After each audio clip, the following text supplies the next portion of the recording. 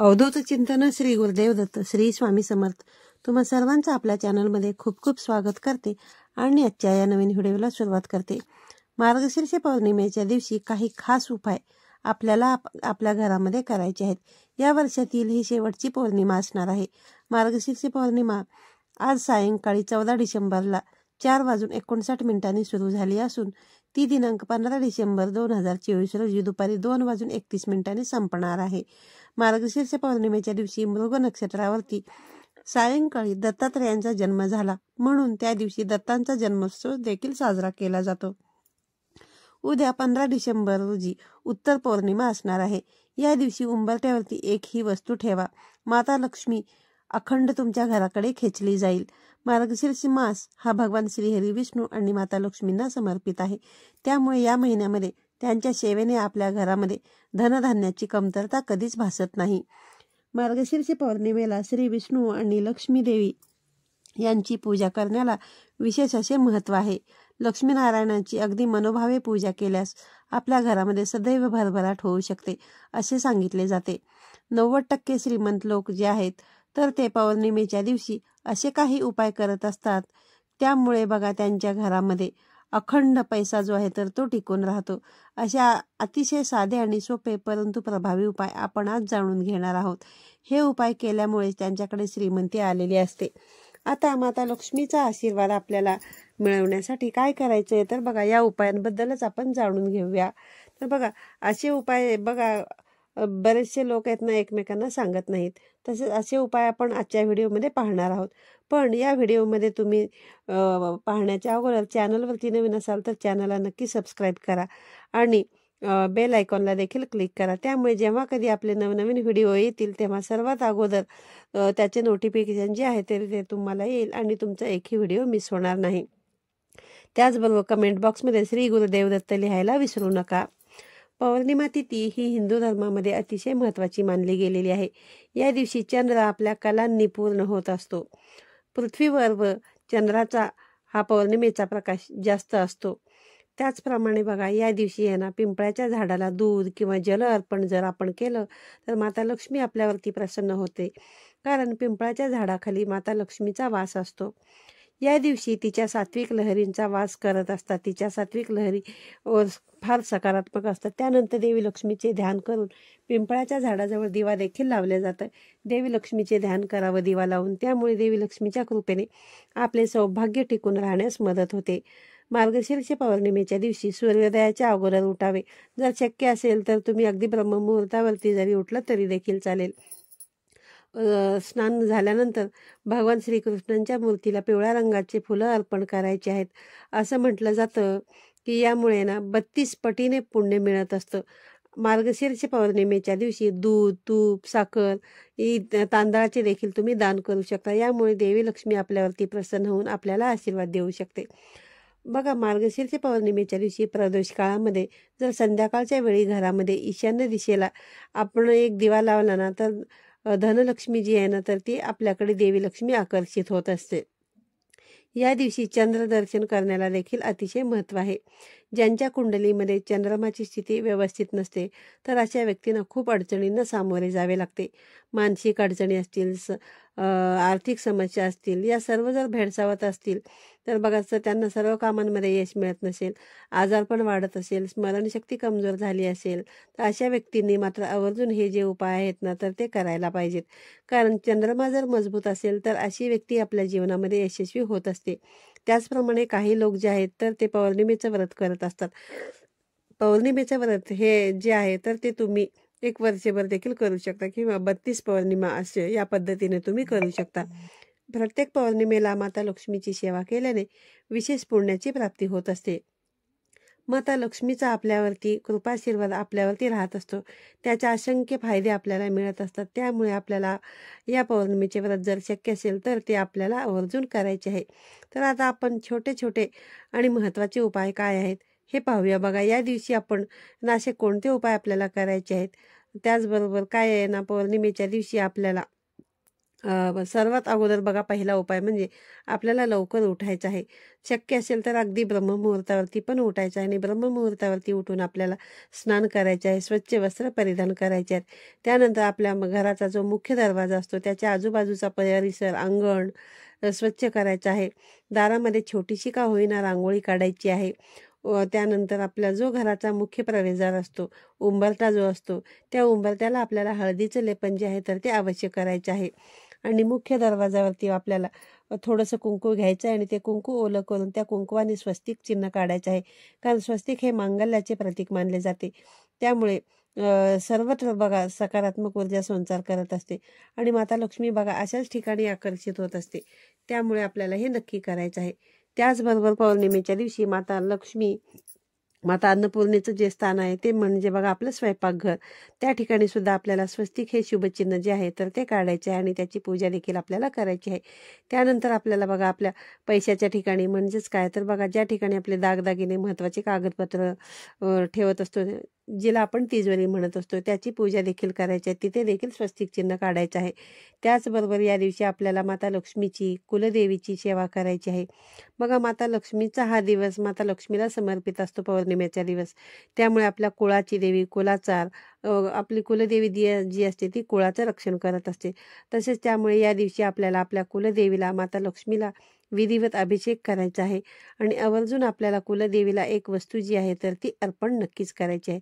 तर ती वस्तू म्हणजे काय तर बघा विड्याचं पान, ज्याला आपण तांबूल म्हणतो. विड्याची पानं जी आहेत ना ही चांगलीच घ्यायची आणि ही 2 वेळेची पाने बघा कुलदेवीच्या मूर्तीसमोर 2 विड्याची पानं आवर्जून ठेवायची आहेत आणि या विड्याच्या पानावरती आपल्याला 1 सुपारी, 2 लवंगा, 2 वेलची ठेवून असा एक विडा आपल्याला कुलदेवीला आवर्जून अर्पण करायचा आहे. त्याचप्रमाणे बघा दुसऱ्या दिवशी या विड्याच्या पानावर ज्या काही लवंगा आहेत, विलायची आहेत, ते जर आहे ना आपण खाण्यासाठी वापरलं तरी देखील चालू शकतं. त्यानंतर सुपारी जी आहे तर ती एका लाल कपड्यामध्ये तुम्हाला बांधायची आहे आणि बांधून ती तुम्हाला तुमच्या तिजोरीमध्ये देखील तुम्ही ठेवू शकता आणि जे विड्याचं पान आहे ते तुम्ही खाल्लं तरी देखील चालेल किंवा मग तुम्ही ते एखाद्या पाण्यामध्ये देखील तुम्ही प्रवाहित करू शकता. तर अशा प्रकारे कुलदेवीला या दिवशी आपण विडा म्हणजेच तांबूल जर अर्पण केला ना तर आपल्या घरामध्ये सुख, शांती, समृद्धी वाढत जाते. तर अशा बघा घरामध्ये आर्थिक अडचणी ज्या आहेत ना तर ते कधीच येत नाहीत. त्याचप्रमाणे आपण जर आहे ना प्रत्येक पौर्णिमेला सत्यनारायण जर करत असू तर बघा आपल्या घरामध्ये भरपूर हे आहे ना धनप्राप्ती वगैरे होत असते. त्यामुळे प्रत्येक पौर्णिमेला घरी जे आहे ना सत्यनारायण जे आहे ना भगवान श्रीहरी विष्णूंची सेवा जी आहे ना तर ती नक्कीच करावी. भगवान श्रीहरी विष्णूंसोबत माता लक्ष्मीची जर आपण या दिवशी विधिवत पूजा केली, त्याचप्रमाणे श्री सूक्ताचे पठण केले, विष्णू सहस्रनामाचं जर पठण केलं, लक्ष्मी स्तोत्राचं पठण केलं, लक्ष्मी मंत्राचे जर पठण केले तर आपल्या घरामध्ये धनाची आवक जी आहे ना तर ती वाढत जाते. त्यामुळे आपले घर जे आहे तर ते नेहमी धनधान्याने भरून राहत असते. माता लक्ष्मीला आपल्याला या दिवशी खास करून खिरीचा नैवेद्य जो आहे तर तो दाखवायचा असतो. त्यामुळे सुद्धा देवी लक्ष्मी आपल्यावरती प्रसन्न होते आणि आपली आर्थिक स्थिती जी आहे ना तर ती सुधारण्यास मदत होते आणि आपल्या घरामध्ये सुख, शांती, समृद्धी येत असते. त्याचबरोबर बघा तुळशी मातेची पूजा सुद्धा आपल्याला विधिवत या दिवशी करायची आहे. तर बघा तशी तर आपण रोजच तुळशी मातेची पूजा जी आहे ना तर ती करत असतो, परंतु पौर्णिमेच्या दिवशी तुळशीला थोडेसे कच्चे जे दूध जे आहे गाईचे दूध ते अर्पण करायचे आहे आणि चिमूटभर हळद देखील अर्पण करायचे आहे, ज्यामुळे तुळशी जी आहे ना तर ती आपल्यावरती प्रसन्न होते आणि आपल्या घरामध्ये धनामध्ये, वैभवामध्ये वाढ होत जाते. तसेच संध्याकाळच्या वेळेला सुद्धा तुळशीजवळ जे आहे ना आपल्याला एक शुद्ध तुपाचा दिवा जो आहे तर तो अवश्य लावायचा आहे आणि या दिव्यामध्ये आपल्याला 2 अखंड लवंगा ज्या आहेत तर त्या टाकायच्या आहेत आणि या दिव्याचं जे काही तोंड आहे ना तर ते तुम्हाला उत्तर दिशेकडे करायचं आहे. कारण उत्तर दिशा जी आहे ना तर ती कुबेरांची दिशा मानली जाते. यामुळे माता लक्ष्मी आपल्या घराकडे खेचली जाते. तसेच या दिवशी बघा त्यासोबतच तुळशी मातेजवळ बसून आपल्याला 16 वेळा यांना जर शक्य असेल तर तुम्हाला महालक्ष्मी अष्टकम म्हणायचं आहे.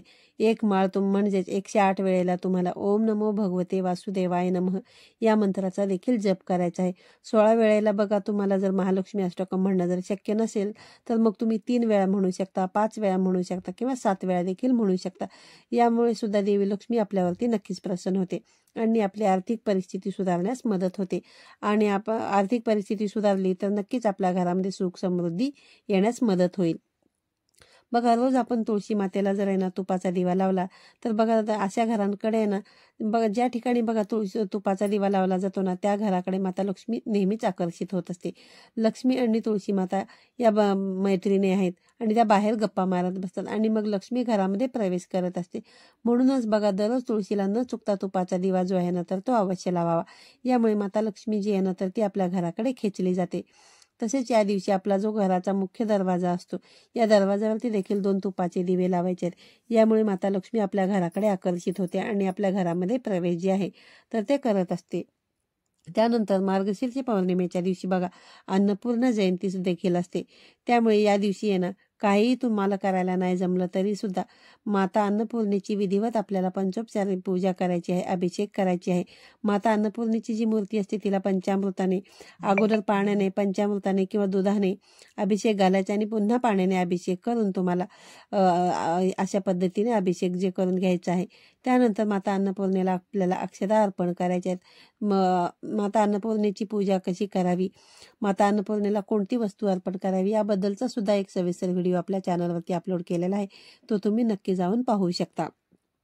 अन्नपूर्णा मातेच्या खांद्यापर्यंत आपल्याला धान्य अर्पण करायचं आहे, म्हणजेच काय तांदूळ अर्पण करायचे आहेत किंवा आपण साबुदाणे देखील अर्पण करू शकतो. यामुळे देखील माता अन्नपूर्णेचा आशीर्वाद जो आहे ना तर तो आपल्याला प्राप्त होत असतो. मात्र अन्नपूर्णेच्या आशीर्वादाने आपल्या घरामध्ये धनधान्याची कधीही कमतरता भासत नाही. तसेच आहे ना या दिवशी आपल्याला गोमतीला बघा काही वस्तू जे गाईला जे आहेत ना गाईला काही वस्तू खायला द्यायच्या आहेत. तुम्ही मूठभर हिरवा चारा देऊ शकता किंवा मग आपण घरामध्ये जर नैवेद्य बनवला असेल, पोळी बनवलेली असेल तर ती पोळी देखील गाईला देऊ शकता. गूळ घालून तुम्ही पोळी बनवू शकता आणि ती देखील तुम्ही गाईला खायला देऊ शकता किंवा मग एक चपाती देऊ शकता किंवा साधी चपाती असेल तर साधी चपाती देऊ शकता आणि त्यावरती एखादा गुळाचा खडा तुम्ही ठेवू शकता. असं जरी तुम्ही गाईला खायला दिलं तरी देखील बघा आपल्याला 33 कोटी देवी देवतांचे आशीर्वाद प्राप्त होतात. आणि गायीची सेवा केलेली बघा कधीही वाया जात नाही. गायीची सेवा जो व्यक्ती करत असतो ना तर त्या व्यक्तीचे भाग्य नक्कीच चमकत असते, त्याचे सर्व दुर्भाग्य संपून जातात. त्याचबरोबर या दिवशी आहे ना आपल्याला एकाक्षी नारळ जर बघा मिळाला ना तर तो आपल्या घरामध्ये माता लक्ष्मीच्या मंदिरामध्ये जाऊन माता लक्ष्मींच्या चरणी अर्पण करायचा आहे. माता लक्ष्मीला एकाक्षी नारळ अर्पण केल्यामुळे आपल्या घरामध्ये कधीही आर्थिक समस्या राहत नाहीत. तसेच पौर्णिमेच्या दिवशी आपल्याला आपल्या घराच्या मुख्य दरवाजावरती 11 आंब्यांच्या पानांचं तोरण जे आहे तर ते नक्कीच लावायचं आहे. या प्रत्येक आंब्याच्या पानावरती आपल्याला ओल्या हळदीने म्हणजेच हळद घ्यायची आहे थोडीशी, त्याच्यामध्ये थोडंसं गंगाजल किंवा मग शुद्ध जल टाकून तुम्हाला त्याची पेस्ट बनवायची आहे आणि या पेस्टने आपल्याला आंब्याच्या पानावरती स्वस्तिक हे शुभचिन्ह काढायचे आहे. आणि यामुळे काय होईल की बघा आपल्या घरामधील वातावरण जे आहे ना ते सकारात्मक तयार होत असतं आणि एकदा जर का वातावरण सकारात्मक तयार झालं तर नकारात्मकता आपोआपच नष्ट होत असते. तर असे छोटे छोटे उपाय जे आहेत ना तर ते आपण पौर्णिमेच्या दिवशी नक्कीच करावेत आणि त्याचा लाभ जो आहे ना तर तो आपल्याला नक्कीच होत असतो. जर बघा आजची माहिती तुम्हाला आहे ना थोडी जरी आवडली असेल तर व्हिडिओला लाईक करा, शेअर करा. पुन्हा भेटूया अशाच एका नवीन आणि माहितीपूर्ण व्हिडिओमध्ये. तोपर्यंत सर्वांना श्री स्वामी समर्थ.